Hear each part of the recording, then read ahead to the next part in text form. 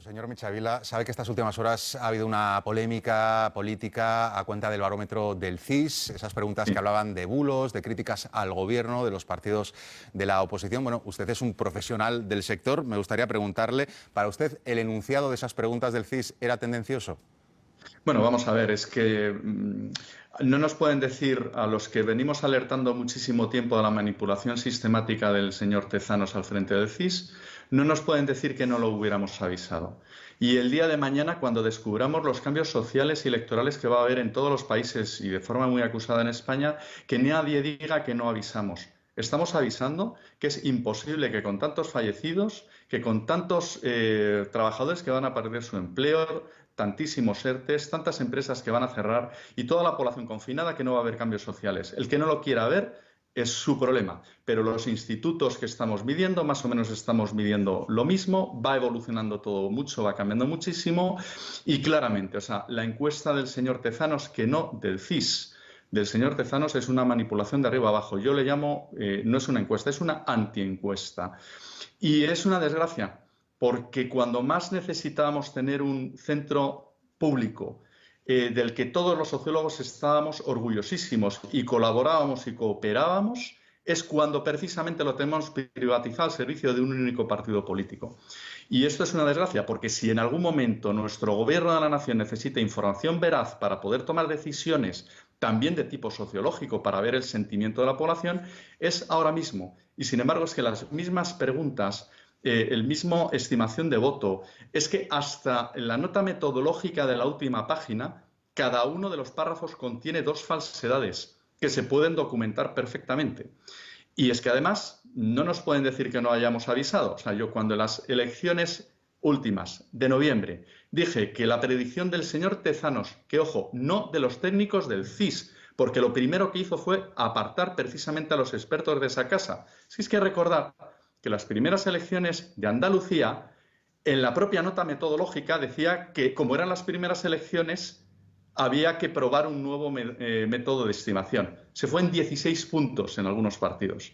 Como si el CIS no hubiera hecho encuestas preelectorales a lo largo de su historia. Pues cuando en noviembre dije que iba a ser la peor estimación de la historia del Centro de Investigaciones Sociológicas, algunos dijeron un poco exagerado. Bueno, ahí están los datos. Lo que predijo GAT3 en Televisión Española esa noche y lo que predijo la semana antes y a lo largo de toda la campaña electoral y lo que predijo el señor Tezanos. Algo tendremos que hacer para salvar al CIS, porque necesitamos que el servicio público se fortalezca, porque hemos visto que precisamente en las situaciones de crisis quien nos puede ayudar a combatir todos juntos, toda la sociedad junta, es precisamente el servicio público, como es, por ejemplo, la televisión de todos los españoles, Radio Televisión Española, que es pública y al servicio de todos nosotros. Bueno, y precisamente con ese objetivo le hacemos las preguntas que entendemos que son informativamente interesantes. Me ha dicho muy contundentemente que habla de falsedad, que no son creíbles esos datos. Le pregunto, ¿y entiende que al Ejecutivo le renta, pese a todo y pese a esa polémica que se está generando? Pues sinceramente me tiene muy confuso, porque yo creo realmente, y además lo voy a decir ahora, una de las ventajas, si es que tiene alguna ventaja toda esta, y bueno, tiene ventajas en el sentido de que a pesar de tanto dolor, tanto sufrimiento que va a causar la pandemia, pero yo creo que va a salir una sociedad muchísimo más humana, muchísimo más cooperativa, etcétera, etcétera. Y nos está permitiendo pues sacar nuestra humanidad cada uno de nosotros y conocernos como somos. Yo antes de sociólogo y doctor en sociología por la Universidad Complutense he sido 22 años militar. He estado en el año 2002 de portavoz de la Brigada Multinacional Oeste. Allí vi perfectamente como portavoz que no hay nada tan eficaz para acabar con los conflictos, acabar con la miseria, acabar con el sufrimiento de la población y en este caso no hay una herramienta más potente para poder combatir la pandemia que la verdad. Y en eso el papel de los profesionales de la información es fundamental.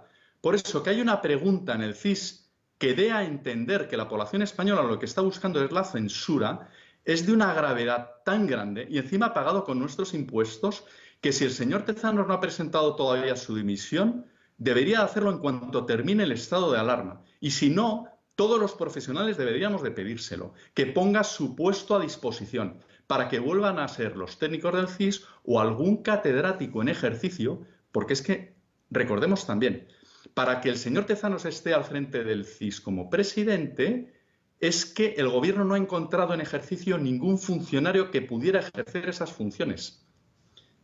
Y, por lo tanto, yo sugiero que el señor Tezanos presente su dimisión y que nos pongamos a trabajar para poder recomponer el prestigio del CIS. Necesitamos saber de verdad qué están pensando los españoles. Narciso Michavila, presidente de GECAT3, muchas gracias por haber atendido la llamada del canal 24 Horas. Muy buenas tardes. Muchas gracias y buenas tardes. El gancho es nuestro amo. El gancho es quien elige quién se va y quién se queda. Todo esto es absurdo.